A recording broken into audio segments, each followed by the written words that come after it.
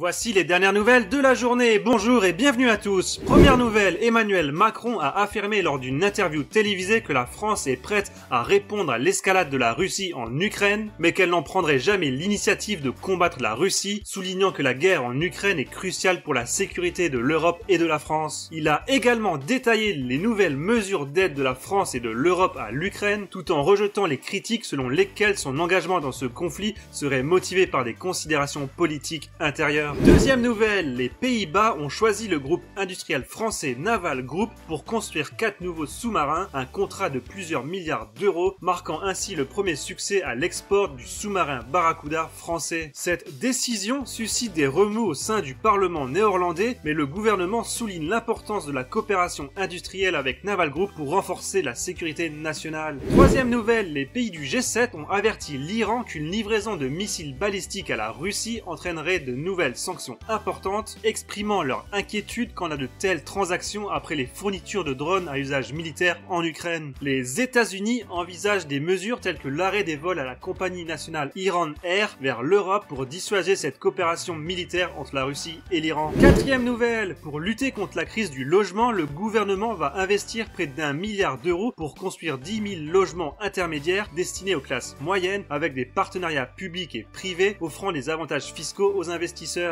Ce plan vise à proposer des logements abordables dans les zones où les loyers sont élevés, avec pour objectif de doubler la production de logements intermédiaires d'ici 2026 pour faciliter la mobilité résidentielle. Cinquième nouvelle, le ministre de la fonction publique a déclaré que 800 sites administratifs ont été ciblés lors d'une cyberattaque d'une ampleur inédite, revendiquée par des hackers pro-russes. Malgré cette attaque, aucune perte de communication n'a été signalée et l'État français est resté fonctionnel, mais le ministre reste prudent quant à l'origine des attaques, évoquant des liens possibles avec des réseaux russes. Sixième nouvelle, la compagnie maritime CMA-CGM, dirigée par le milliardaire franco-libanais Rodolphe Saadé, étend son empire médiatique en acquérant le groupe Altice Media, soit BFM TV ou encore RMC pour 1,5 milliard d'euros, consolidant ainsi sa domination dans le domaine des médias après avoir précédemment acheté la Provence en 2022 et la Tribune en 2023, reflétant une ascension économique et médiatique remarquable depuis ses débuts modestes dans un hangar à Marseille en 1976. Et enfin, dernière nouvelle, le président Félix Tshisekedi a rétabli la peine de mort en République démocratique du Congo, visant spécifiquement les militaires coupables de trahison et les auteurs de crimes graves, une décision qui intervient dans le contexte de conflits persistants à l'est du pays. Cette mesure, levant le moratoire de 2003, est vue comme un avertissement aux soldats et suscite des inquiétudes quant à son impact sur les droits humains et l'unité de l'armée.